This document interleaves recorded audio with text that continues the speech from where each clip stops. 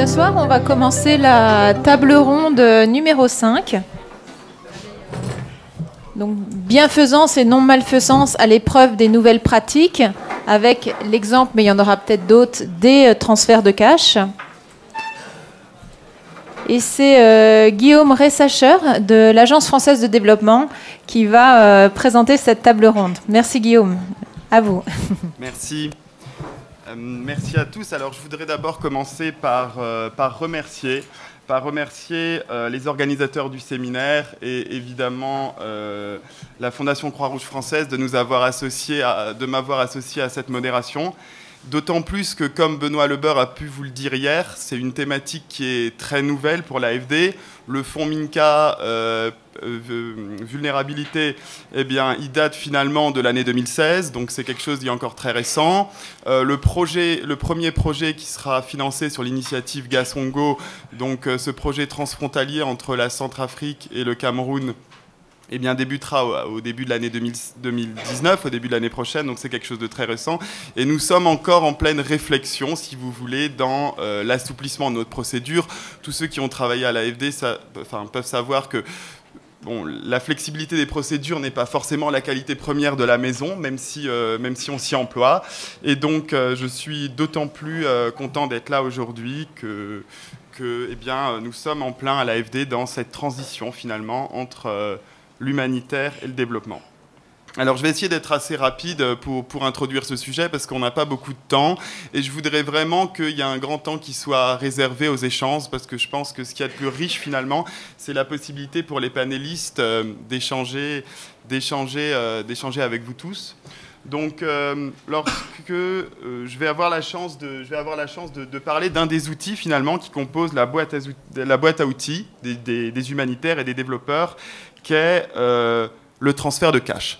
Alors, le transfert de cash, qu'est-ce que c'est? C'est le fait de fournir directement à un bénéficiaire qu'on a identifié une aide financière de manière à ce qu'il puisse lui-même disposer d'un capital et subvenir à ses besoins. En gros, au lieu de donner des biens comme ça peut se faire de manière classique, on va lui donner directement de l'argent et c'est lui qui va finalement décider ce dont il a besoin pour subvenir à ses besoins. Alors lorsque moi j'ai commencé à faire des recherches pour préparer cette table ronde, j'ai fait une petite revue de la littérature sur le cash transfert et effectivement j'ai pu lire des propos extrêmement positifs, comme quoi c'était un outil qui, lorsqu'il est bien utilisé, permet véritablement de diminuer l'extrême pauvreté, de diminuer les vulnérabilités. Alors effectivement, il y a certaines conditions, il faut que le scoring des vulnérabilités soit bien fait, il faut que, si vous voulez, la périodicité du cash transfert soit suffisamment longue, il faut que les montants soient proportionnés aux besoins, etc. Mais dans l'ensemble, j'ai vraiment pu m'apercevoir que c'est quelque chose qui est très apprécié et visiblement très efficace. Et d'ailleurs, la preuve, c'est qu'un certain nombre d'États, je pense notamment au Kenya ou au Rwanda ou d'autres États en Afrique de l'Est, ont repris cette base de cash transfert comme étant finalement les bases de leur politique de protection sociale. Donc, on va rentrer maintenant dans le vif du sujet. Alors, ce qui est très intéressant, moi, je trouve, c'est que malgré tous les propos dithyrambiques qu'on a pu avoir sur le cash transfert, la manière dont est posée ici la question, bienfaisance et non malfaisance à l'épreuve des nouvelles pratiques, l'exemple du cash transfert, laisse voir ou laisse présager que finalement tout n'est pas si rose et qu'il y a pour le moins des questions à se poser. On met en perspective ici deux principes humanitaires, la bienfaisance et la non-malséance, et tout l'objet de cette table ronde va être de les mettre en perspective avec le cash transfert. Donc j'ai proposé d'inverser en fait l'ordre des présentations parce que je trouvais que c'était bien de commencer avec la présentation de Mohamedou, qui vient de Dakar et qui travaille à l'International Rescue Committee. Il est basé à Dakar et il rayonne un petit peu sur l'Afrique centrale et l'Afrique de l'Ouest. Et lui va commencer par nous faire une présentation un petit peu générale de la pratique, non seulement du cash transfert au Cameroun, mais pas uniquement, parce que, comme dit, il intervient dans 9 pays, donc ça va être dans une logique un petit peu comparatiste qui va nous présenter les logiques de cash transfert. Il va mettre en avant également certaines caractéristiques nécessaires pour que le cash transfert soit pleinement efficace. Et puis enfin, il va mettre en avant également certaines recommandations. Mohamedou, c'est à toi. 15 minutes pour qu'on ait le temps ensuite d'échanger avec la salle. Merci. Ok, bonjour tout le monde. Je suis tout aussi honoré que ravi de pouvoir être associé à cette réflexion scientifique d'ailleurs, et surtout d'avoir donné une tribune au Cash de s'exprimer également compte tenu aussi de nombreuses thématiques. J'avoue qu'au début, quand j'ai été approché pour essayer de m'exprimer sur la question, je me posais cette question d'être un peu plus légitime, de me prononcer sur les pratiques du cash au Cameroun, sans prétention aucune de pouvoir donner une radioscopie assez exacte des programmes de transfert au Cameroun. Mais aussi, peut-être, j'ai eu la chance quand même d'être associé à des toutes premières expériences, par exemple, des programmes de transfert monétaire ici au Cameroun, et y compris aussi dans d'autres pays. Donc, assez rapidement, j'en ai 15 minutes, il y en a beaucoup à dire sur le cash, mais je pense que je vais aller très rapidement. J'ai beaucoup de slides et je pense qu'il y a des points sur lesquels on va essayer un peu de ne pas s'appesantir. D'abord, pour répondre à la question qui m'a été posée, quand je parle d'IRC, je représente ici IRC. C'est quoi IRC? IRC, c'est tout simplement une agence qui a été créée en 1933, qui a 85 ans sous la demande d'Albert Einstein et qui est présent dans 45 pays et 26 États et villes américaines. Nous faisons dans la santé comme domaine de signature d'intervention la protection, le pouvoir, l'éducation et le bien-être économique.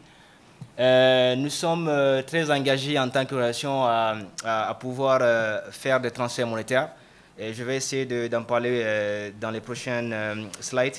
Et nous sommes également leader mondial dans le développement et la promotion des bonnes pratiques pour ce qui est de l'analyse des marchés. Voilà, donc nous avons, comme ça a été démontré, diapo, comme ça a été démontré et discuté tout à l'heure, je pense, lors de la précédente présentation et de Modibo qui a souligné en fait le grand bargain où beaucoup d'organisations se sont prononcées et se sont engagées de faire du cash.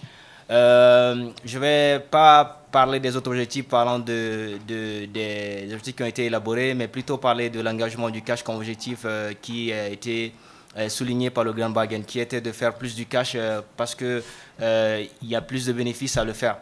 Donc nous, pour avoir plus d'impact plus fort, on a cette stratégie de faire du cash d'abord comme par défaut, c'est-à-dire au lieu par exemple de faire la distribution en nature, on va faire du cash dans la mesure du possible si le contexte mais également la faisabilité le permet. Voilà, je pense que Diapo, avant ça, il convient de rappeler, je pense que Guillaume l'a fait, mais également Modibo est revenu là-dessus sur la définition du cash. C'est quoi le cash en fait, pour essayer un tout petit peu de déconstruire par exemple un certain mythe. Quand on parle du cash, on voit par exemple les finances et la comptabilité. Il ne s'agit pas de ça, bien entendu. Il s'agit tout simplement d'un programme de transfert monétaire qui peut prendre plusieurs formes. Ici, qui peut être défini comme la distribution qui soit directe ou indirecte du cash, donc de l'argent en espèces, en contrepartie ou pas du tout. On parle du cash conditionnel ou cash inconditionnel. Et qui peut être utilisé soit pour le développement, soit pour l'urgence en fait. Diapo. Ce qui est bon à savoir, c'est que comme toutes les distributions des dons en nature ou les articles comme on le connaît bien, les programmes de transfert monétaire ne sont pas une stratégie et ni un programme en fait, mais juste un outil qui permet d'être substitué ou bien peut-être être utilisé pour assister les plus vulnérables. Diapo. Voilà, dans les programmes de transfert monétaire, qu'il s'agisse par exemple du coupon ou par exemple du cash de l'argent, peut-être coupon électronique ou coupon par exemple papier, ne constitue pas un secteur donc de l'aide. Ce n'est pas un secteur de l'aide comme peut-être la sécurité alimentaire, ni par exemple également le wash ou peut-être la protection. C'est tout simplement, comme je l'ai dit, un outil.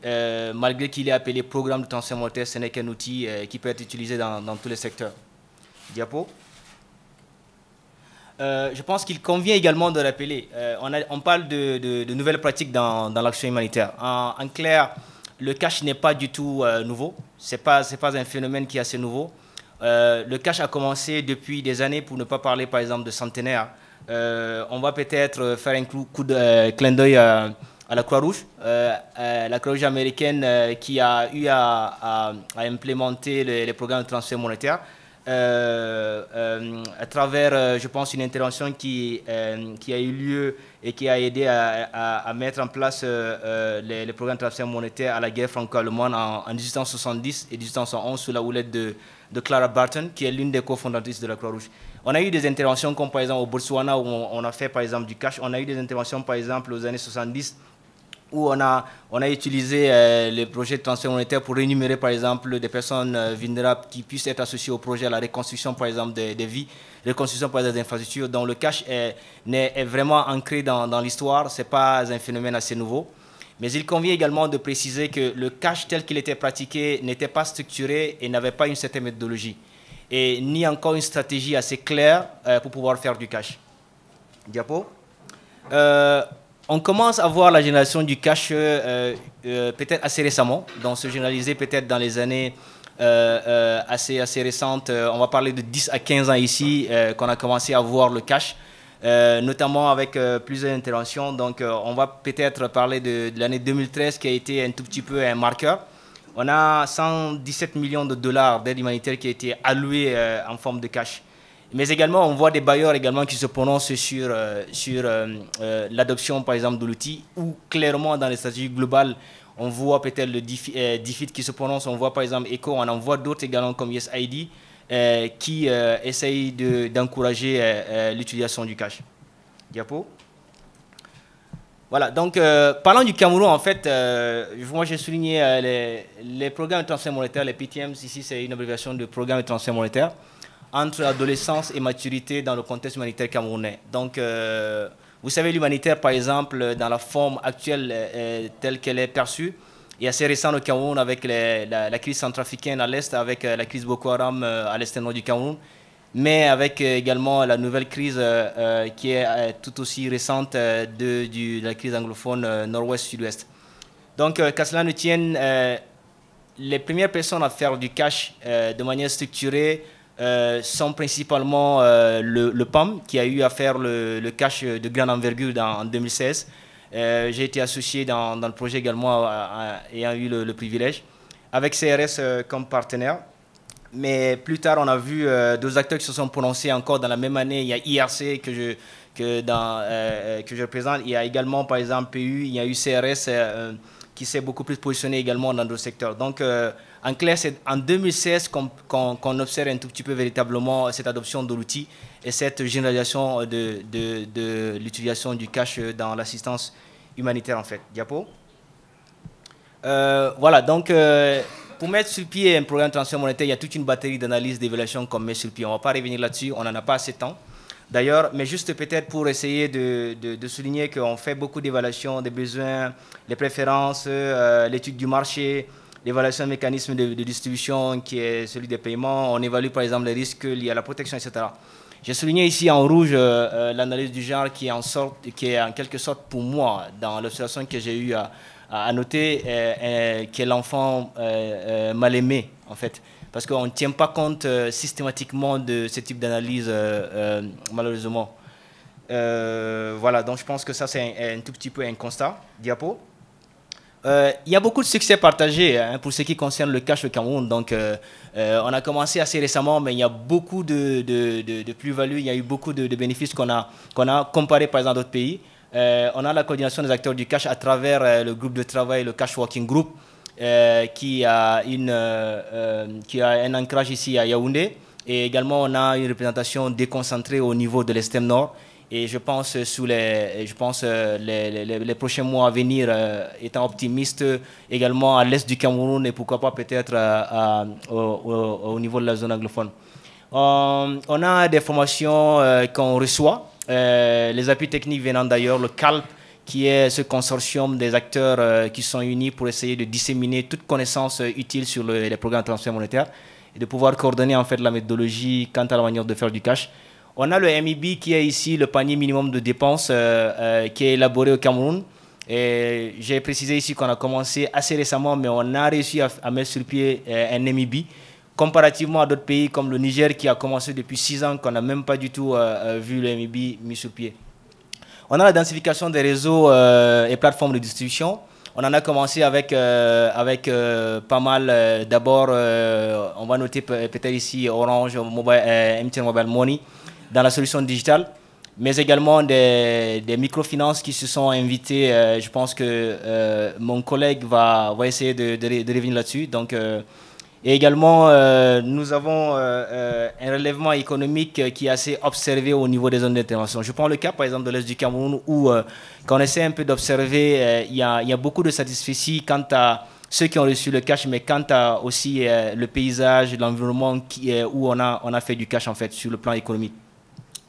On a l'adhésion et l'acceptation des bénéficiaires qui ont beaucoup apprécié et qui en redemandent d'ailleurs l'utilisation de cet outil d'assistance humanitaire.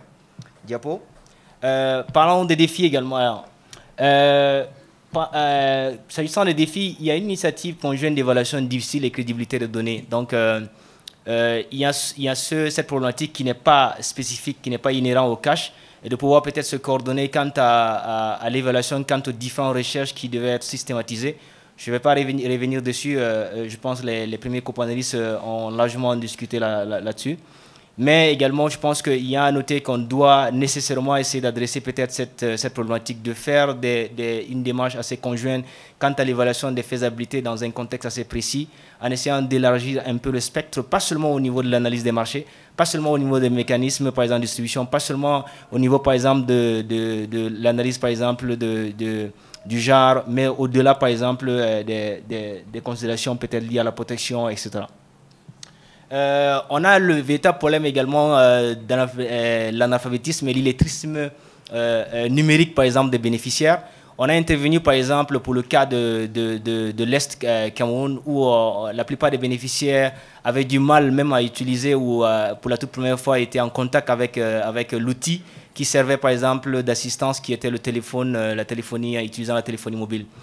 Le même problème est observé également au niveau de l'extrême nord, où on a des personnes vulnérables qui n'arrivent pas à utiliser cet outil, mais qui doivent quand même l'utiliser pour essayer d'accéder au cash. Et ça, c'est vraiment problématique. C'est un défi qu'on rencontre au niveau de l'action humanitaire du cash. L'amélioration des outils et la méthodologie, là, on en parle. Il y a des types de ciblage qui sont faits de manière un peu éparse. Donc, on a peut-être un modèle de ciblage fait par un partenaire qui n'est pas sans doute la même chose fait par un autre. Donc, on a du mal à se coordonner au niveau de la méthodologie, on a du mal à se coordonner au niveau, par exemple, des outils.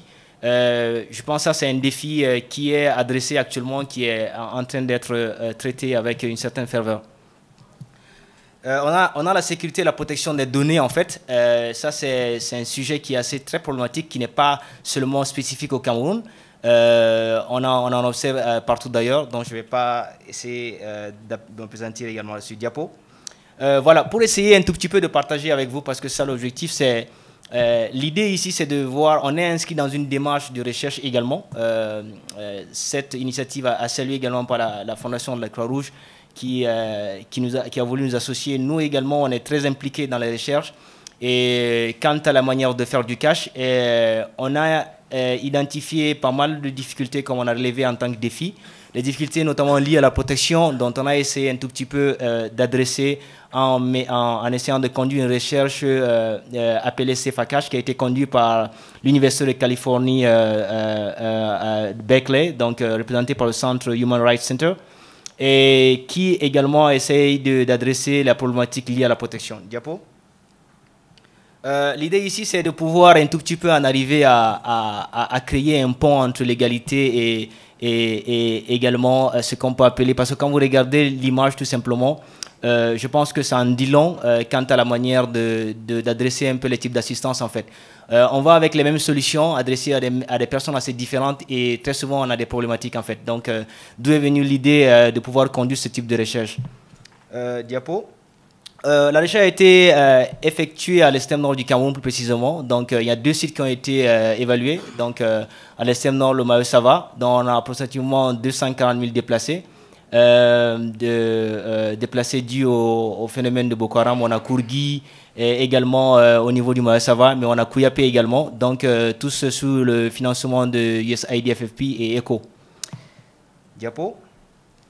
La question de la recherche, c'était quels sont les risques et les obstacles liés à la protection lors du ciblage, en fait. Parce que lors du ciblage, on s'est rendu compte que, comme je l'ai dit, on a la même méthodologie pour tout le monde, alors que la même recette ne peut pas être appliquée à des personnes, par exemple, plus vulnérables, à titre comparatif, par exemple, des personnes peut-être plus âgées, des jeunes filles, etc. Donc, voilà, la distribution de l'usage du cash pour les groupes socio-économiquement vulnérables en situation de conflit. L'objectif étant simplement d'évaluer les risques de protection, l'obstacle quant à la distribution du cash, mais également concevoir une approche assez dynamique qui voudrait bien qu'on essaie un peu de porter à cœur les préférences des bénéficiaires quant à l'implémentation du cash diapo. Voilà, donc je pense qu'on n'a pas besoin de s'avancer dessus. Ça, c'est une image d'un des sites de l'Extrême Nord. L'échantillon qui portait sur des jeunes femmes, donc de 21 à 29 ans, les femmes âgées plus de 50 ans. Les femmes à mobilité réduite, 30 à 50 ans, les hommes atteints de vulnérabilité. Donc ça, c'est l'échantillon un peu des personnes qui ont été évaluées. Diapo. Voilà, donc la question de ciblage, si j'ai assez de temps. Voilà, donc ici, les risques de protection qui sont perçus au niveau de ciblage, là, il faut le noter, qui est en fait assez fondamental lorsqu'on essaie un peu d'implémenter les programmes de transfert monétaire. Ce qui a été observé lors de cette recherche, c'est qu'il y a eu une exclusion involontaire. D'abord, des personnes qui devraient, semble-t-il, être associées au projet, comme personnes devant bénéficier de l'assistance. On a également des personnes qui ont manqué d'être inscrites dans la liste, tout simplement parce qu'il y a eu des phénomènes de mouvement, des personnes qui sont allées quelque part, qui sont revenues plus tard et on s'est rendu compte qu'ils étaient déjà là, mais on avait déjà arrêté la liste, mais on ne pouvait plus rien faire en fait. Il y a un problème aussi de mécanisme d'enregistrement des personnes, des nouveaux déplacés. C'est-à-dire, vous savez, très souvent, il y a des flux de déplacement, mais lorsque nous, on arrête la liste au niveau du ciblage, on ne peut plus les modifier. Et il y a eu cette problématique-là. Il y a la corruption, ça a été relevé ici, la corruption qui n'est pas du tout aussi inhérent simplement au programme de transfert monétaire. La corruption, ça implique beaucoup de personnes, donc des acteurs, parfois même des acteurs humanitaires. Ça implique également des marchands, ça implique également des bénéficiaires, parfois qui est assez véreux. Donc la corruption, comme je l'ai dit, ce n'est pas inhérent au cash. Donc il y a aussi les tensions communautaires à l'issue du ciblage. Il y a des personnes qui estiment qu'ils ont été lésés parce qu'ils devraient être pris en considération. Peut-être sans doute un problème de communication assez large au niveau de la diffusion. Voilà, je pense que peut-être pour le reste, je vais éviter d'être cogné au niveau de mes doigts. Je vais aller... Voilà, donc pour ce qui est du reste, je pense qu'on aura des interventions qui vont essayer un tout petit peu, par exemple, peut-être clarifier, et je vais étayer en fait et compléter la présentation sans doute. Donc merci beaucoup pour l'attention qui m'a été réservée. Voilà, merci beaucoup Mohamedou pour cette présentation. Effectivement, n'hésitez pas à préparer vos questions pour les échanges par la suite si vous voulez un petit peu prolonger le débat. Merci de nous avoir finalement montré un panorama de ce qu'est le cash transfert en général, mais également au Cameroun, et de nous avoir un petit peu exposé quelles étaient finalement les conditions de réussite pour une politique de cash transfert qui fonctionne, notamment un bon ciblage des bénéficiaires et puis la prise en compte de certaines difficultés inhérentes à l'utilisation du téléphone portable, etc. Et à l'illettrisme. Ce qui est maintenant assez intéressant, c'est ce que tu disais en fait, c'est que le cash transfert, finalement, on pense que c'est quelque chose de nouveau, mais en réalité, c'est quelque chose d'assez ancien. Et peut-être ce qui a changé, c'est les modalités de distribution du cash. Et ça nous amène directement à notre deuxième panéliste, qui va finalement faire le lien entre deux mondes, si je puis dire, qui sont assez rarement mis en perspective. C'est d'une part le secteur privé, qui dans le cadre du cash transfert est essentiellement représenté par les opérateurs de téléphonie mobile, qui sont chargés si vous voulez, d'opérationnaliser le cash transfert, et puis le monde humanitaire. Alors, quand la logique marchande des opérateurs de téléphonie mobile rencontre celle des humanitaires, eh bien, ça peut créer certaines difficultés que va nous expliquer maintenant Pierre Boris. Alors, je ne représente pas Pierre Boris, parce que Pierre Boris était déjà là hier. Il a co-animé avec Virginie le premier panel. Donc, Okay. Pierre Boris, à toi. Merci beaucoup, Guillaume. Je vais situer le cadre de mon intervention. En fait, ça, c'est une observation, une petite analyse qui a été menée à partir d'une recherche. Donc, la recherche dans le cadre d'une bourse postdoctorale octroyée par la Fondation Croix-Rouge française. Par la Fondation Croix-Rouge française, oui. Et ici, je parle d'une étude de cas au site de réfugiés Gado Badjéré, à l'est du Cameroun.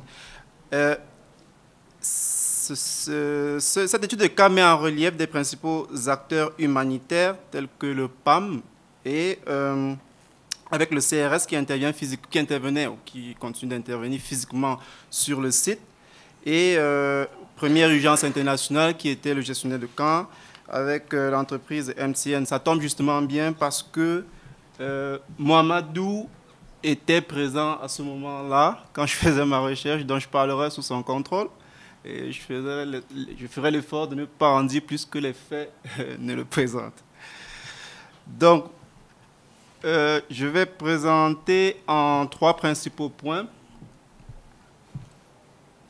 Je vais parler des entreprises privées et acteurs humanitaires, donc ce partenariat sous l'appui du PAM. Ensuite, les externalités sociales dommageables du cash-based transfer, la difficile cohabitation entre les logiques qui se veulent marchandes et les logiques humanitaires. On a déjà fait, mon collègue à côté a fait le panorama ou bien l'historique des transferts cash. En fait, ça ne date pas d'aujourd'hui. La première expérience n'a pas été au Cameroun.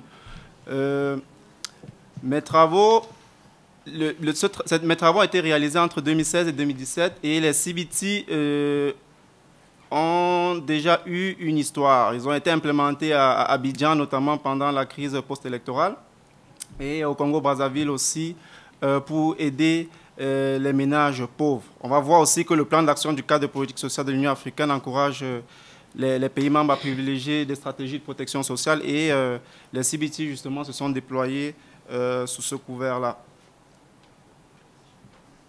Diapo. Donc, les dynamiques humanitaires qui connaissent donc une vulgarisation des cash-based transfers sous l'égide du PAM, en fait, le PAM a décidé de négocier un accord avec MTN Mobile Money pour pouvoir offrir de l'aide alimentaire. C'était une phase expérimentale à ce moment-là parce qu'il y avait déjà une distribution générale des vivres, et à cela s'est ajouté des transferts cash pour compléter un petit peu les vivres conventionnels que les réfugiés recevaient déjà. Donc, plusieurs arguments militent donc en faveur des transferts cash. La flexibilité, le choix. Donc, en utilisant les transferts monétaires, on donne la possibilité aux bénéficiaires de choisir selon le contexte les biens dont ils auront besoin en fonction de leurs priorités. Donc, il ne faut pas oublier que la distribution générale de vivres se cantonne à des aliments bien précis. Les céréales, on peut ajouter à cela du riz, du sel, et pas plus. Donc, avec les transferts cash, on peut avoir une flexibilité et un choix dans les aliments. On peut parler également d'autonomisation. Donc, en injectant de l'argent, c'est là qu'on fait donc aux bénéficiaires une forme de restitution du contrôle de leur situation immédiate, un renforcement du commerce, une efficacité en termes de temps et de coûts. Donc, cela pourrait permettre de faire des économies en supprimant à long terme des coûts de logistique, de stockage, de manutention et de distribution. Donc, également, une réduction des stratégies d'adaptation qui peuvent nuire finalement aux populations. Plus techniquement, l'opération va consister en des transferts d'argent dans des comptes téléphoniques. Donc là, il faudrait que les réfugiés aient des appareils mobiles, il faut qu'ils se créent des comptes, et à partir de cela, l'argent qui sera transféré dans leur compte pourront être échangés dans des boutiques qui sont accréditées CBT pour entrer en possession des aliments de leur choix. Donc, Les enjeux, finalement, humanitaires à l'est du Cameroun, et précisément à Gado-Badjéré, offrent un cadre de relations tendues. Donc, il y a une architecture particulière de rapport qui va impliquer donc, sur le terrain l'entreprise privée MTN, puisque je parle d'un cas spécifique.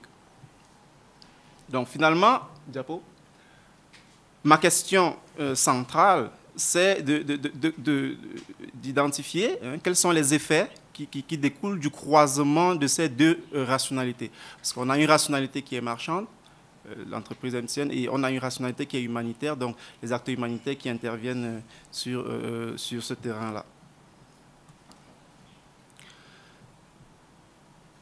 Diapo.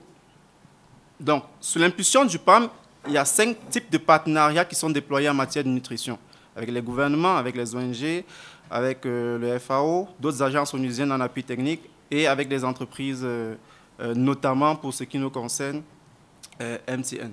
Diapo. Donc, MTN, dans son partenariat avec le PAM, va contribuer au transfert d'argent en espèces pour fournir l'assistance alimentaire. Donc, à Gado-Badjéré, cela s'est fait sous la coordination du CRS, Catholic Relief Service. Donc, l'objectif était, donc, comme je l'ai dit tantôt, la diversification de l'alimentation. Les CBT étaient là également pour offrir cette possibilité de diversifier l'aide qui était reçue. Alors, puisque les transferts monétaires vont intervenir en complément aux distributions générales des vivres, on n'oublie pas qu'on se situe toujours dans un contexte d'expérimentation. Donc, c'était pour la première fois dans ce site-là que les CBT étaient implémentés. Les réfugiés, donc, pouvaient effectivement se procurer tout ce dont ils avaient besoin. Leur nourriture de base, le gozo, qui n'était pas distribué dans la distribution générale des vivres, et ils pouvaient se le procurer à ce moment-là. Quelles peuvent être donc les externalités sociales dommageables au cash-based transfer? Donc, je voudrais ici présenter le contexte de ce site de réfugiés-là. C'était un contexte déjà en crise, qui présentait une situation assez tendue. Donc, on avait un équilibre sécuritaire qui était quand même instable, avec une pluralité d'enlèvements, d'événements violents, dont les enlèvements, des assassinats, des vols, des agressions, des kidnappings, et une population qui devenait de plus en plus frondeuse. Et le gestionnaire de camp première urgence internationale, d'après les chiffres que j'ai pu relever à ce moment-là, donc, on pouvait relever quelques chiffres que je mets là, 62 cas d'insécurité notoire, notamment 5 enlèvements, les assassinats, 28 viols, les agressions physiques. Alors, diapo. Donc, on a en face d'un climat de peur qui va produire un sentiment d'insécurité. Et le sentiment d'insécurité produit lui aussi, je vais dire ce climat de peur va produire lui aussi la construction d'un en-groupe et d'un hors-groupe. L'en-groupe, ben, c'est la communauté. Ils vont décider de se solidariser entre eux tout en identifiant ceux qui ne font pas partie d'eux. Donc, le hors-groupe, ce sont les autres, l'ailleurs, tout ce qui va être différent d'eux, les étrangers. Donc, on voit immédiatement que le fait qu'il y ait eu des insatisfactions, parce qu'on n'arrivait pas à expliquer tous les événements, toutes les violences qui se passaient sur le site, ça crée un climat de suspicion et finalement, les réfugiés vont se dire, ben, finalement, on est juste entre nous et puis il y a d'un autre côté les autres. Donc, j'ai ici un verbatim. On ne saura jamais si c'est mon collègue d'à côté qui l'a dit, mais qui a été collecté sur le terrain. Il y a souvent des revendications de la part des réfugiés. Ce matin, on a assisté à ce genre de revendications. Les gens disent que leurs SIM sont grillés. Ce sont ces SIM qui leur permettent d'accéder à l'assistance alimentaire. Ils viennent, ils revendiquent, surtout les jeunes. Disons par exemple, pour ceux qui ont le sang très chaud, ces jeunes disent non, il va falloir que vous remédiez à la situation tout de suite. Donc ça fait qu'à un moment donné, ce mécanisme cash connaît lui aussi des problèmes. Et ceux qui attendent l'humanitaire, ils ont pu accumuler donc des semaines, des mois, sans jamais recevoir, pour toutes sortes de raisons, leur transfert.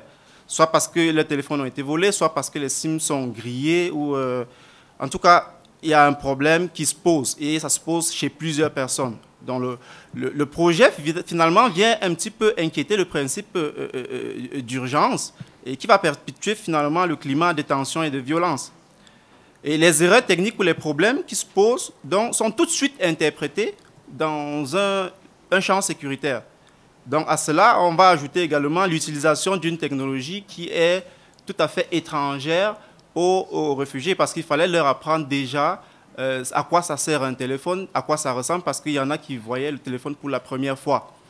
Donc c'est un outil qu'ils ne maîtrisent pas et toute forme de soutien ou d'aide qu'ils ne comprennent pas et qui pose des problèmes finalement est interprétée autrement. En troisième partie, donc, je vais parler de la difficile cohabitation entre ces logiques marchandes et les logiques humanitaires. Donc, il y a un prix de la rencontre donc, avec cette technologie-là.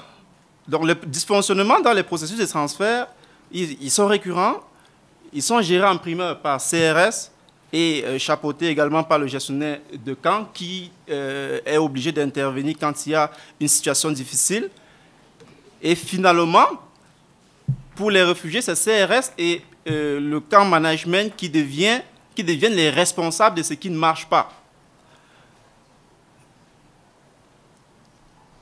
Donc, cet autre verbatim, ça m'amène à parler de samedi. Ça, c'est un témoignage. J'étais présent quand l'entreprise MTN, toute une équipe, est venue de Bertois pour assister systématiquement à toutes les personnes bénéficiaires en réparant les cartes SIM endommagées. Le samedi, généralement, on ne travaille pas. Pour des questions de sécurité surtout. Ça, c'est le protocole de sécurité de toutes les agences qui sont dans le site. Donc, il était question que le samedi, je ne travaille pas pour assurer la sécurité des agents de MTN, qui ne sont pas du personnel humanitaire. Alors, je vais aller plus loin.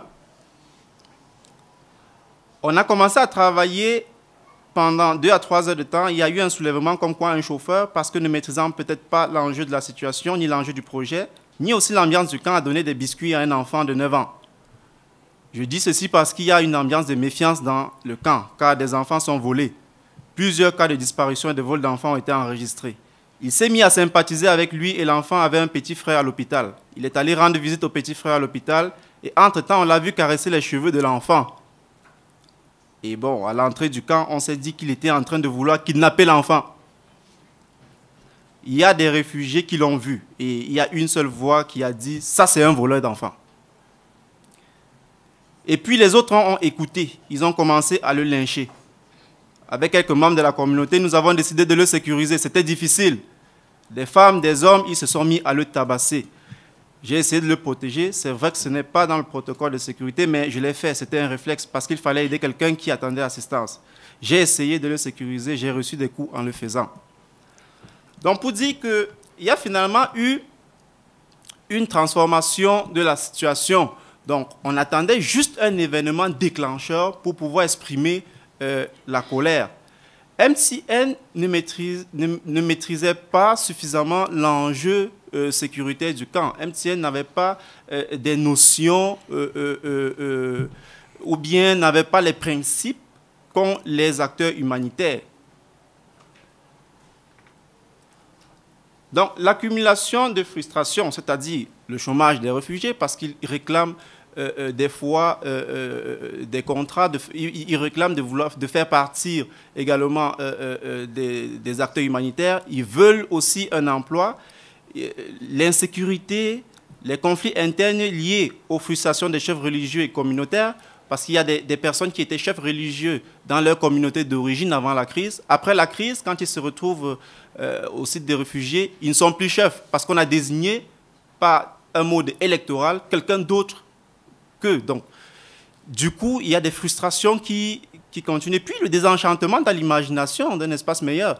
Parce que quand ils arrivent en situation d'encampement, ils se disent, certainement, on prendra soin de nous, et peut-être qu'ils ont des espérances qui dépassent ce que les acteurs humanitaires peuvent finalement apporter. Donc, la situation fait qu'il y a un désenchantement, et cela pour résultat de construire des catégories. Donc, un en-groupe, un hors-groupe, comme je l'ai dit tantôt, et une sorte de solidarité. Donc, il y a nous et il y a les autres. Les réfugiés sont des victimes, et puis les humanitaires et tout ce qui va avec sont les instances supérieures. Donc, MTN sur le site de Gado a connu donc une certaine inobservance des règles de sécurité qui n'a fait que céder la place à une interprétation. Donc, MTN a été considéré donc comme un voleur de l'aide humanitaire, et CRS et PUI finalement ont été considérés comme leurs complices.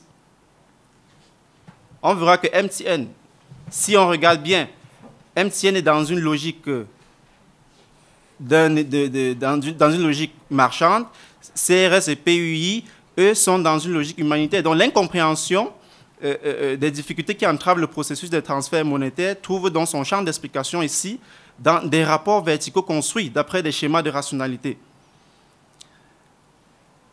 Donc, les schémas de rationalité sont eux-mêmes construits chez les réfugiés à partir de ce qui se donne à l'observation. Ceux qui donnent sont dans une relation verticale et les réfugiés se trouvent dans une situation d'infériorité. Il y a donc une difficulté à insérer totalement. Quand il y a eu une difficulté à insérer les réfugiés en emploi, donc cela a créé une faible estime de soi. Et l'inconnu chez les réfugiés est un mystère qu'ils vont associer finalement à une démarche de domination ou d'exploitation. Donc ils se disent que ce programme de transfert cash qu'on ne comprend pas est un outil d'exploitation ou de domination. MTN, donc, dans ce cas précis, l'inconnu dans la démarche est un inconnu dont la démarche est mésinterprétée. Donc la logique de gestion de cette aide n'est pas parvenue à faire coïncider l'offre de l'entreprise et l'ensemble des processus donc de l'action humanitaire. On verra que MTN n'a peut-être pas intégré suffisamment la rationalité humanitaire qui exige une certaine délicatesse, donc une compréhension de la précarité des camps. Donc, je voudrais conclure rapidement en m'interrogeant sur un tiers arbitre. Le tiers arbitre ici peut être vu comme le dispositif de sécurité qui était là, qui peut être symbolique de la présence de l'État ou le HCR à ce moment-là. Donc, leur intervention à ce niveau a été purement de l'ordre sécuritaire, c'est-à-dire de maintenir la sécurité des camps, plutôt qu'une pacification des conflits, parce qu'il faut comprendre qu'on est dans une situation ou un contexte où il y a des crises, parce que Gado Badjéré est à pratiquement 50 km de Garaboulaye, là, à la frontière avec la Centrafrique. Donc c'est une zone, on peut dire une zone rouge, une zone quasiment surveillée par le BIM, la brigade d'intervention mobile, ou le GPIC, le groupement d'intervention de la gendarmerie. Donc ça fait que toute forme de soulèvement qu'il y a dans le camp, l'intervention ici est une intervention pour la sécurité, parce que l'idée ici, c'est prioritairement de maintenir la sécurité. Or, on n'a pas eu, ou bien, à mon sens, je n'ai pas eu le sentiment que l'intervention à ce niveau-là était dans une forme de pacification durable de cette relation entre les réfugiés et les acteurs humanitaires. Merci beaucoup. Merci Pierre-Boris pour cet exemple très précis. Merci.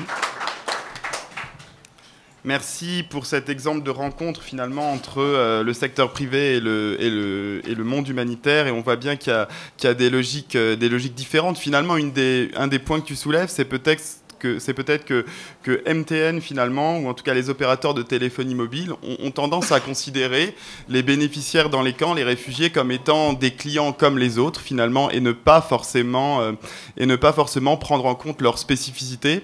Effectivement, nous on sait bien qu'il nous arrive aussi d'avoir des problèmes de réseau, et puis finalement c'est quelque chose qui pour nous est peut-être pénible, mais à la limite anodin, alors que pour eux, eh bien, c'est une condition vitale pour pouvoir subvenir à leurs besoins. Ça crée des tensions, ça crée des difficultés qui ne sont pas toujours bien comprises et pas forcément imputées, pas forcément imputées aux bonnes personnes. J'en profite simplement pour vous dire que sur cette thématique-là, si jamais vous voulez un petit peu poursuivre les réflexions, vous pouvez également vous procurer le dernier numéro de la revue Alternative Humanitaire qui justement fait un focus sur l'ONG et le secteur marchand. Ça vous permettra de poursuivre les réflexions. D'ailleurs, je pense qu'il y a ta communication qui est dans cette revue. Voilà, on va rapidement passer à la troisième communication pour effectivement laisser du temps au débat. Et en fait, la troisième communication, elle va nous permettre de prendre un petit peu de recul, de prendre un petit peu de hauteur finalement sur l'ensemble des actions humanitaires. Alors, pour évoquer l'évaluation des actions humanitaires, donc c'est vrai que bien souvent, quand l'humanitaire doit intervenir, elle intervient dans une zone de crise, dans une zone d'urgence, et le principe premier, l'objectif ultime, c'est de sauver des vies. Alors, à côté de ça, il y a d'autres critères qui doivent également être pris en compte et qui parfois, ou en tout cas potentiellement, sont moins pris en compte du fait de l'urgence de sauver des vies. Je pense par exemple à la pertinence, l'efficacité, l'efficience et même la durabilité des interventions. Donc d'où le rôle très important de l'évaluation. Et Bouba Djourdébé, n'est-ce pas? Désolé si j'écorche ton nom. Va nous faire. Vous le prononcez très très bien. Eh bien merci. Va nous faire une présentation maintenant sur l'évaluation des interventions humanitaires, éthiques et utilité. Ok. Vas-y. Bon, merci Guillaume pour m'avoir accordé la parole. Je m'excuse d'abord parce que je me suis essayé à un café sans sucre. Je me retrouve avec la voix relativement enrhumée. Ok, avec votre permission, nous allons très rapidement faire un zoom sur l'évaluation des interventions humanitaires entre éthique et utilité. Le cas du Congo-Brazzaville. Je tiens à souligner de prime abord que l'étude a été faite par un de nos collègues nommé Seke Kwasi, un Ivoirien. Il se trouve présentement à Brazzaville pour une consultance avec l'UNHCR. Et donc, du coup, je me suis donné ce devoir de venir présenter son document afin de tenter, dans la mesure du possible, de sauver les meubles. J'espère avoir les reins suffisamment solides pour le faire. Bon, pour camper le décor, nous avons, dans un premier temps, nous intéresser au questionnement entre éthique et utilité des évaluations dans le contexte humanitaire. Ensuite, très rapidement, nous allons tenter de faire un zoom sur les résultats issus d'un cas pratique relatif au Congo-Brazzaville. Et par après, nous allons nous intéresser à quelques meilleures pratiques et enseignements tirés donc de l'évaluation de notre collègue Seke Kwasi. Et enfin, pour sortir, nous allons tenter de proposer une réorientation des interventions sur la base des recommandations issues donc de l'évaluation. Diapo. Diapo. OK. En effet, comme nous le savons bien, l'afflux des réfugiés aux frontières des pays hôtes engendre bien souvent des crises humanitaires auxquelles il faudrait à tout prix trouver des solutions pertinentes et holistiques d'urgence, notamment dans le domaine donc de nutrition, de santé, d'éducation, de l'eau, de l'hygiène et assainissement. La liste n'est pas exhaustive. Et bien souvent, les interventions pour faire face à ces flux sont menées dans l'objectif crucial de sauver les vies humaines.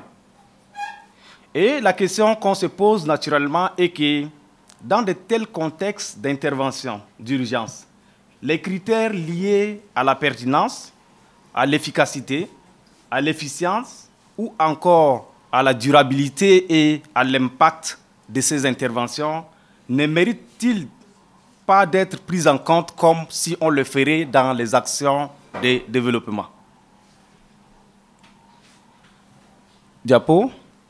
Bien plus, du fait que ces interventions se tiennent dans le contexte humanitaire, ne devrait-on pas se rassurer de la prise en compte d'un certain nombre de critères, notamment relatifs à l'âge, au genre et à la diversité, aux droits humains, à la couverture, à la cohérence, à la coordination et enfin à la protection de ces actions ou bien de ces interventions.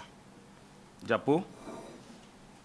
C'est pourquoi il s'avère pertinent, dans des contextes d'intervention humanitaire, et ce, à plus d'un titre, qu'il faudrait à tout prix donc considérer ces critères afin d'améliorer l'acquisition donc des connaissances nécessaires à la transformation de la crise humanitaire liée à l'affluence donc des réfugiés au niveau donc des frontières des pays hôtes. Afin également d'interpeller à la redevabilité des acteurs, qu'ils soient des acteurs gouvernementaux, des ONG, des agences des Nations Unies, ou encore des partenaires dans la mise en œuvre donc de ces actions, par rapport à l'atteinte des résultats envers les détenteurs de droits, qui sont notamment les réfugiés, et dans une moindre mesure les populations hautes, parce qu'il y a des interventions qui vont au-delà donc des réfugiés. Et enfin, il est important de servir à la prise de décision pour améliorer les interventions en faveur donc des populations cibles qui sont donc les réfugiés. Diapo. Diapo. Oui, très rapidement, nous allons nous appesantir sur le cas du Congo-Brazzaville. La question qu'on devait aussi se la poser, c'est que pourquoi s'intéresser au Congo?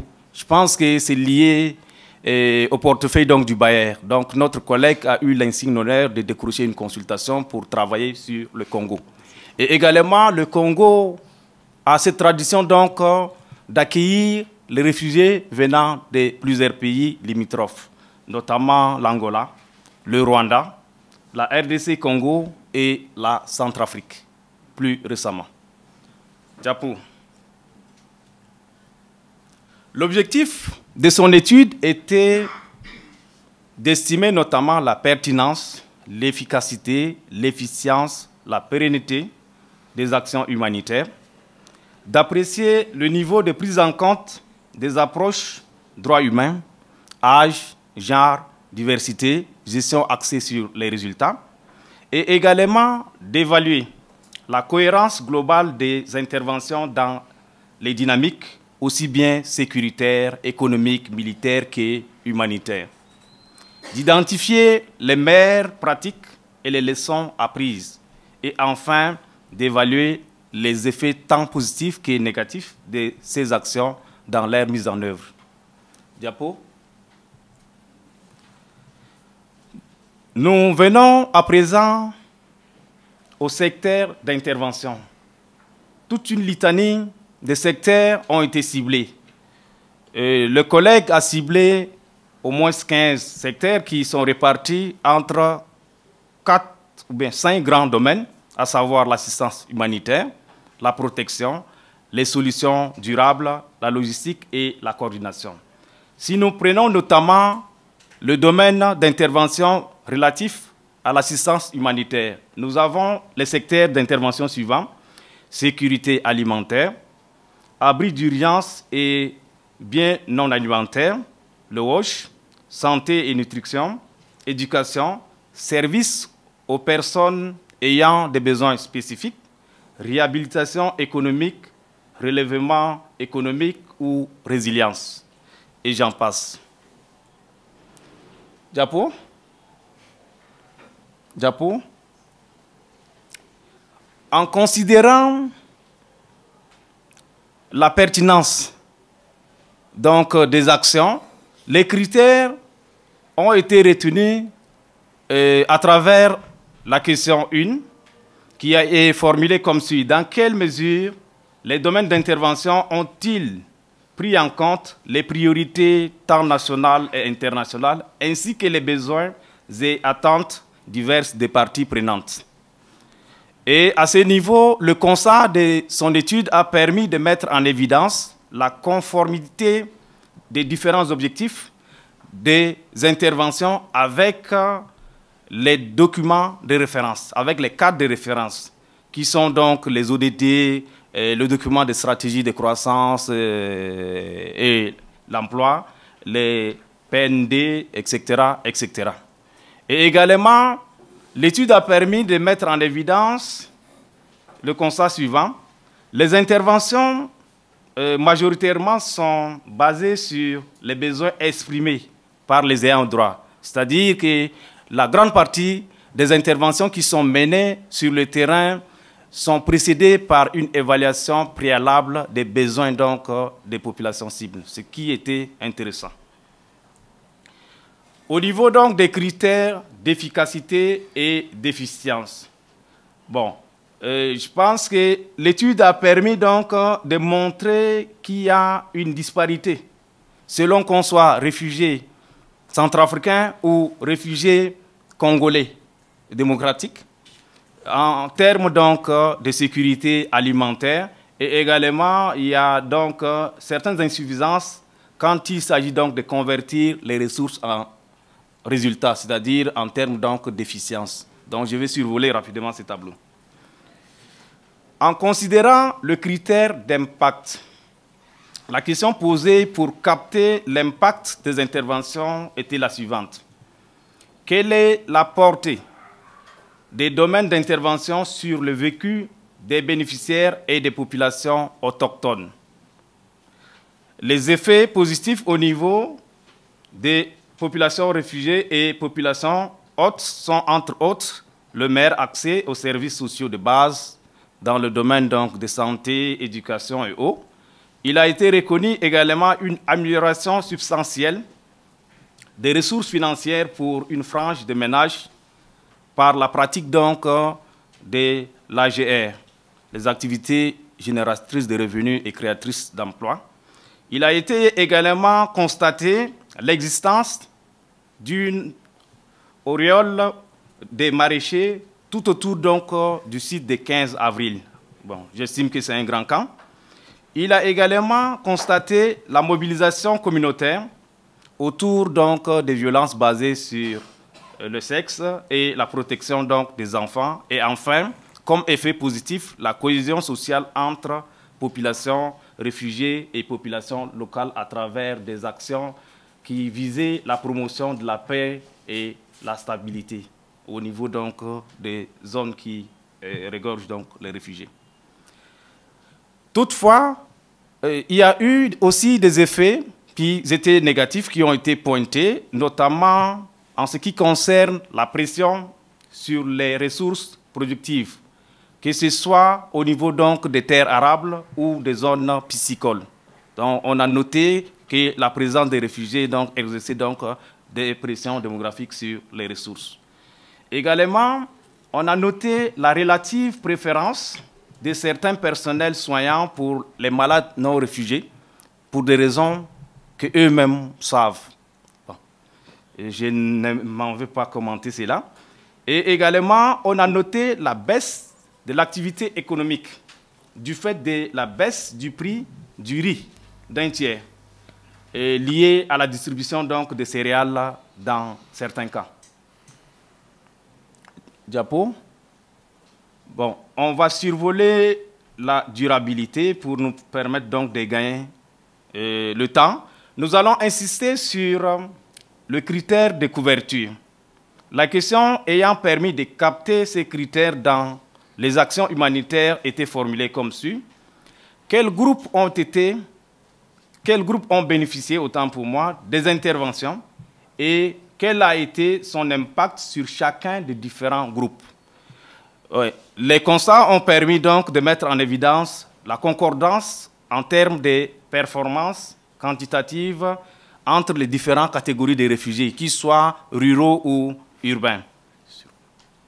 Très rapidement, je vais survoler avec moi, insister sur quelques meilleures pratiques Julien, meilleure pratique, allez-y.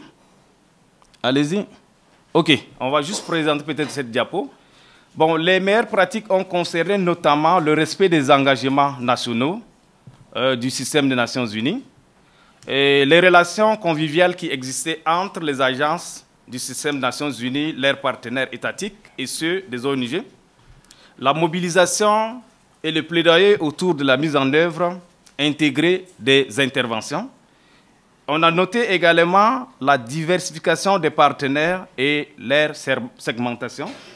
On a également noté la mise en œuvre d'une plateforme fonctionnelle dans le secteur bipolaire, c'est-à-dire en prenant en compte l'éducation et la santé.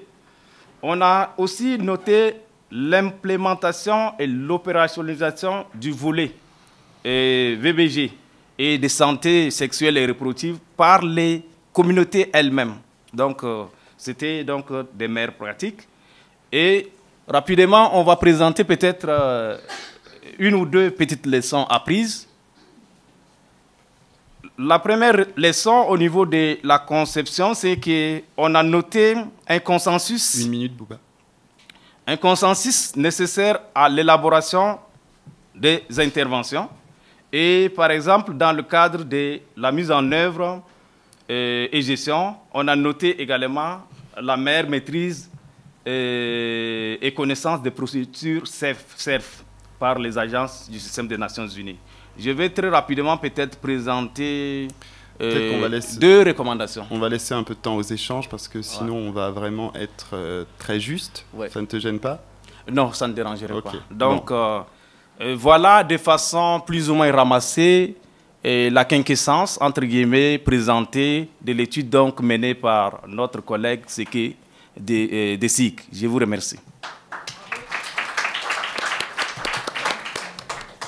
Voilà, merci beaucoup Bouba pour cette présentation qui nous rappelle un petit peu l'importance de l'évaluation. C'est vrai que je pense à la fois nous en tant qu'acteurs de développement, mais également sans doute les humanitaires, c'est peut-être un domaine dans lequel on est un peu plus faible, si je puis dire, et pour lequel on n'attache pas forcément assez d'importance, alors que vraiment il y a énormément de leçons à apprendre pour améliorer nos interventions futures. Alors je ne vais pas passer énormément de temps à résumer l'ensemble des communications qui ont pu être faites pour laisser du temps aux échanges. Il est déjà 13h15, donc je vous propose de prendre deux séries de 3 questions. Par contre, je vais commencer moi-même d'abord par une question, si je peux me permettre. En fait, c'est une question un petit peu globale à l'ensemble des panélistes et qui concerne la thématique de notre table ronde, c'est-à-dire en fait le lien finalement qu'on peut avoir entre le cash transfert et l'éthique. Et moi, j'ai une question qui concerne les fameuses bases de données qui sont créées quand on fait du cash transfert. Alors, il y a énormément de bases de données qui sont créées, notamment au niveau, par exemple, des opérateurs de téléphonie mobile ou de ceux qui distribuent l'argent. Et je voudrais savoir comment est-ce qu'on assure la sécurité de ces bases de données. Qu'est-ce qu'on en fait? Elles peuvent être par exemple utilisées à des fins d'état civil. Parfois, elles peuvent être plus précises que certains outils gouvernementaux. Elles peuvent être utilisées à des fins commerciales par les opérateurs. Elles peuvent être aussi utilisées à des fins potentiellement malveillantes. Donc, je voudrais un petit peu avoir votre avis sur la sécurisation de ces bases de données. Monsieur? Donc, une question rapide, et puis à qui elle s'adresse, si vous avez une personne déterminée.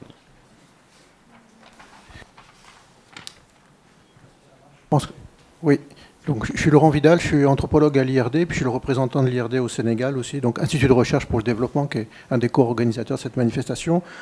Alors, ça sera rapide, mais il y aura plusieurs questions.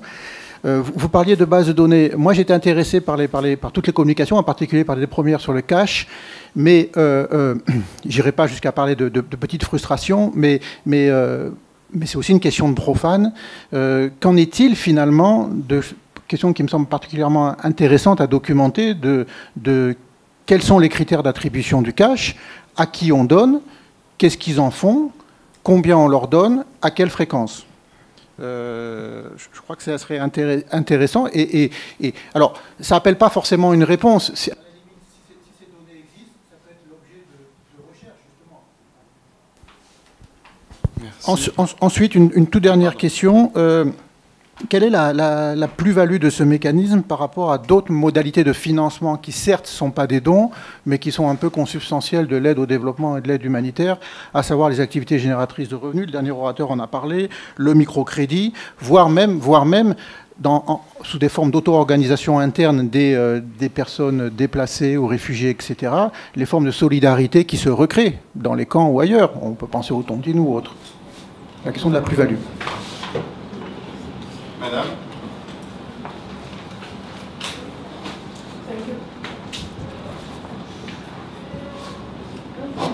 Thank you very much. My question goes to Mr. Boris. You spoke much about the hostility of refugees. I would say, when we talk about refugees, the impression people always have is they are a burden.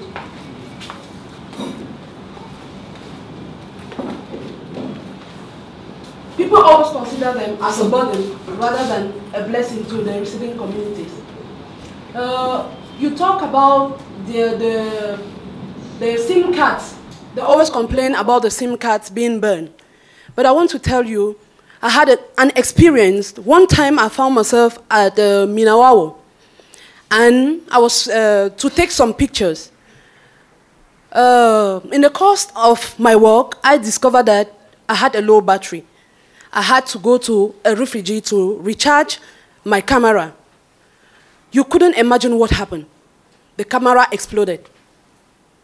But what I want to say is that MTN, they are profit-making company, and what they should do is always to put in place some facilities, like light, that can assist the refugee. The manner in which, maybe the way the refugees, they do express themselves, it's quite unbearable. But we should always put ourselves in their positions, because it's not easy to be a refugee. Because my question goes thus. Don't you think MTN Cameroon should put in place or assist the state in extending light to those camps so that these refugees could be better placed? Thank you. Merci. Ici, pour clôturer la première série de questions, et puis ensuite on fera ici, oui, et puis ensuite on fera un deuxième tour. Ok, merci. Moi, c'est Dr Mintop. Ma question s'adresse à Pierre Boris. Dans votre conclusion, vous avez parlé d'un régulateur, et là vous avez interpellé l'État. Et vous avez par ailleurs souligné que l'intervention de l'État dans le domaine sécuritaire est beaucoup plus pour restaurer l'ordre que pour concilier les parties. Mais je veux quand même dire, en fait c'est une question, est-ce que lorsque l'idée a été émise, ou alors dans la conception de ce projet de cash, est-ce que l'État a été associé dans les discussions pour évaluer tous les risques et pour évaluer les méthodes pouvant prévenir ces risques qui pourraient arriver? Et puis autre chose, c'est qu'il faut quand même souligner que les réfugiés sont réfugiés au Cameroun, mais ils vivaient dans un pays comme des citoyens. Ça veut dire quoi? Ça veut dire qu'il y a eu un grand mouvement et que de masse. Celui qui était pas sérieux en RCA, venu au Cameroun, il reste quelqu'un de pas sérieux. Celui qui était un voleur, il vient au Cameroun, il sera un voleur. Donc, il faut tenir compte de cet aspect. Et puis, il faut le noter, la violence n'est pas seulement étroitement liée à ces aspects. Il y a des facteurs qu'on peut négliger, mais qui sont nombreux. Par exemple, la consommation des drogues. Donc, moi ma question, c'est de savoir, est-ce que l'État a été associé à ça? Merci. Peut-être d'abord, Boris, sur les deux questions qui te sont destinées directement, donc le rôle de l'État, et puis comment est-ce que les entreprises telles que MTN peuvent participer à l'amélioration des conditions. Oui, je vais commencer par répondre à la question, parce que la question était de savoir si MTN ne pourrait pas mettre en place des dispositifs, notamment électriques, pour pouvoir faciliter le projet. En fait, l'idée pour moi n'était pas ici de condamner les réfugiés dans leur réaction ou alors de condamner qui que ce soit. L'idée pour moi ici était de constater quelque chose qui se passe. En fait, il se trouve que l'intention au départ, elle était bonne. L'intention ici, c'était de créer une certaine facilitation. Sauf que on est dans un terrain où MTN, en arrivant, trouve déjà des frustrations. Ce n'est pas MTN qui a causé tout ça. Ce n'est pas la responsabilité de MTN s'il y a des frustrations dans le cas. Mais sauf que MTN n'a peut-être pas pris suffisamment la mesure des choses, ou alors n'a peut-être pas été averti, ou toutes sortes de choses. Mais on a dû constater qu'il y a eu un déferlement de violence parce que peut-être les SIM étaient grillés ou alors les crédits se faisaient voler parce qu'il y a peut-être ça pourrait aussi éclairer la question sur la sécurité dans ces cash transferts-là. Bon, il y a des réfugiés qui se font arnaquer, ils se font voler leur montant. Donc, c'est des choses qui arrivent, mais l'idée ici est tout de suite, pour ce que moi je constate, c'est que les réfugiés attribuent ou interprètent ce phénomène comme s'ils se faisaient voler par ceux qui leur donnent. Donc, moi, je me suis fait dire pendant mes entrevues que c'est le camp management et c'est CRS qui volent. Et c'est eux parce qu'eux, ils maîtrisent la technologie. C'est eux qui l'ont apportée, donc ils la maîtrisent mieux que nous. Nous n'en savons rien. Alors, pourquoi ils ne pourraient pas réparer ces SIM qui se grillent? S'ils n'arrivent pas à le réparer, ça veut dire qu'ils sont complices.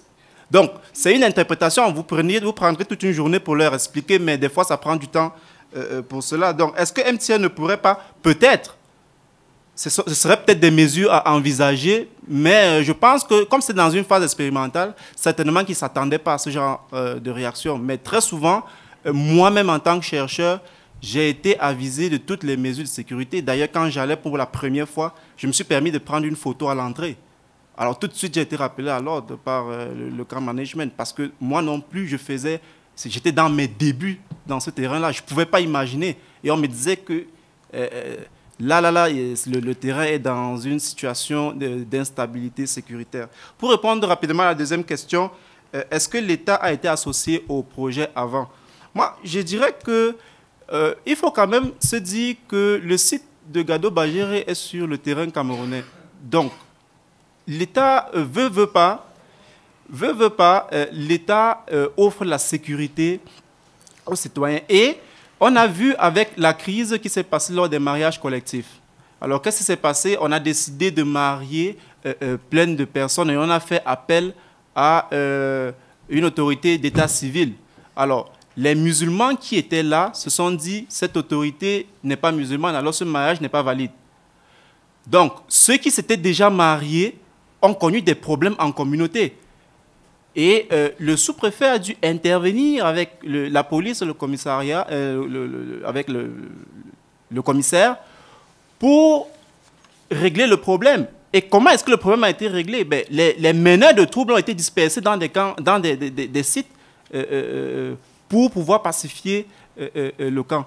Ce que je voulais dire ici, quand je parle de pacification durable, il y a dans le site des activités que PUI entretient avec l'ensemble des autres acteurs qui interviennent et l'ensemble des représentants, l'ensemble des réfugiés pour travailler sur le vivre ensemble. Et c'est un processus qui prend du temps pour que les personnes puissent s'accepter. Ils sont ensemble, ils viennent d'horizons différents, ils ont des problématiques différentes et chacun probablement a un problème qui est différent d'un autre. Mais quand il y a une situation qui se pose, très souvent, c'est très difficile d'intervenir. Merci beaucoup. Mohamedou, à ma droite, voudrait répondre à la question relative aux critères d'attribution et à la sécurité des bases de données. Rapidement. Oui, très très rapidement. Parlant de la sécurité des bases de données, oui, en fait, il y a un éveil de conscience qui n'est pas assez récent, mais je pense qu'il y a une certaine ferveur récente sur le sujet où on a vu souvent les données qui ont été manipulées par des personnes tierces ou des groupes tiers, et avec beaucoup de problématiques en fait. Mais je pense qu'il y a des politiques qui sont propres à toute organisation quant à la sécurité des bases de données.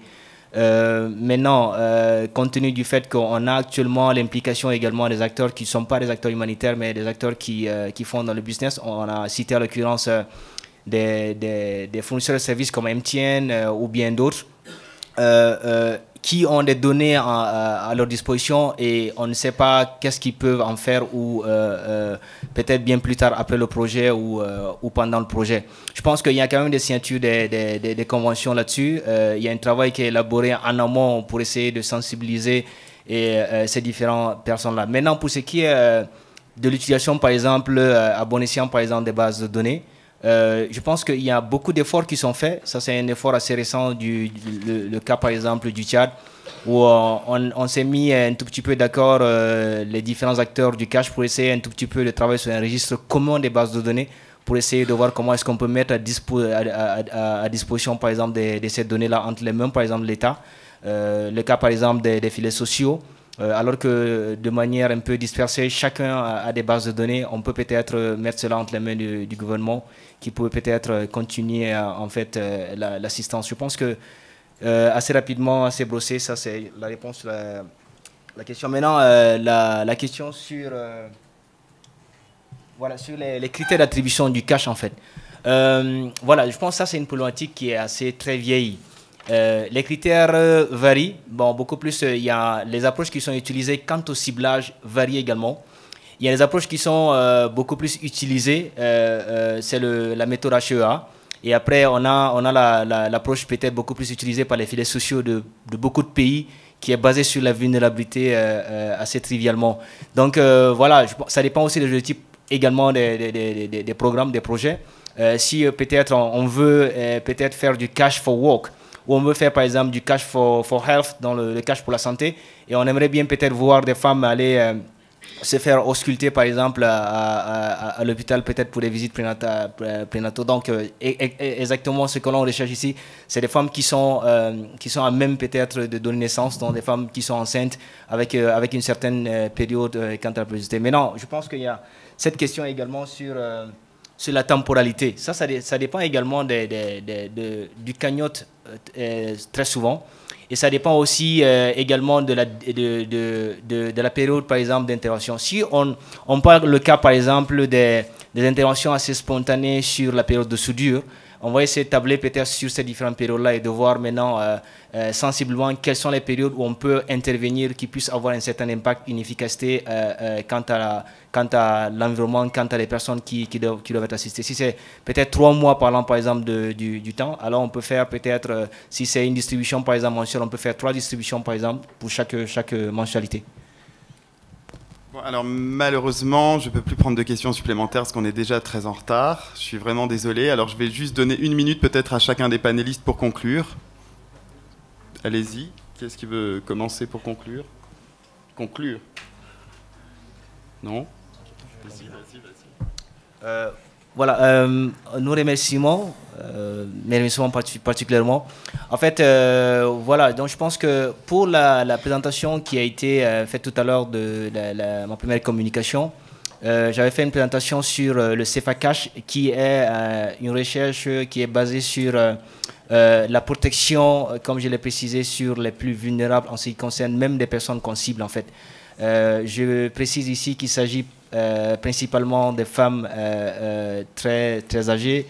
Il s'agit par exemple de femmes peut-être qui sont marginalisées de par exemple des handicaps, des vieilles personnes, des vieux hommes, etc. Donc cette recherche, pour ce qui concerne les résultats, va être présentée lors de la prochaine réunion du Cash Working Group. Je pense c'est la semaine prochaine, le Cash Working Group national. Et je tiens aussi à préciser que ce n'est pas seulement la seule recherche axée sur le cash que IRC est en train de mener.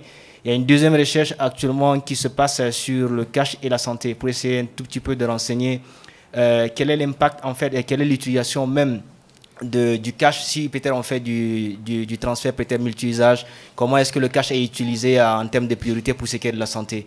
Ça aussi c'est une recherche, comme je l'ai dit tout à l'heure, il y a beaucoup d'interventions sur le cash, mais il y a peu d'évidences assez concrètes. Donc on essaie un peu de solidifier ces évidences et résultats afin de mieux adresser pour ce qui est de la qualité des projets d'orientation monétaire. Merci beaucoup. Merci. Boris, un mot? Oui, tout simplement pour dire que pour le cas précis des transferts de cash, on va dire que pour ce cas que j'ai observé, il y a des questions éthiques. C'est sûr que l'intention était simplement de suivre cette innovation technologique pour l'adapter à un contexte humanitaire. Cela peut causer un certain nombre de problèmes si les réalités humanitaires des camps ne sont pas suffisamment prises en compte. La prétention ici n'est pas, pour faire suite à la question que je saisis mieux, la prétention n'est pas d'accuser l'État, parce que c'est pas l'État qui... La prétention n'est pas d'accuser l'État, mais c'est simplement de dire que l'État a eu des priorités. L'État a ses priorités. C'est-à-dire que la priorité, à ce moment-là, était de garantir l'ordre, tout simplement. Merci. Merci. Bouba, un mot pour conclure? Oui, je dirais un ou deux mots à l'attention donc de la communauté humanitaire. C'est d'insister sur les évidences liées à la recherche pour éclairer davantage les actions humanitaires. Je vous remercie. Voilà, merci beaucoup. Merci à tous les panélistes et bon appétit.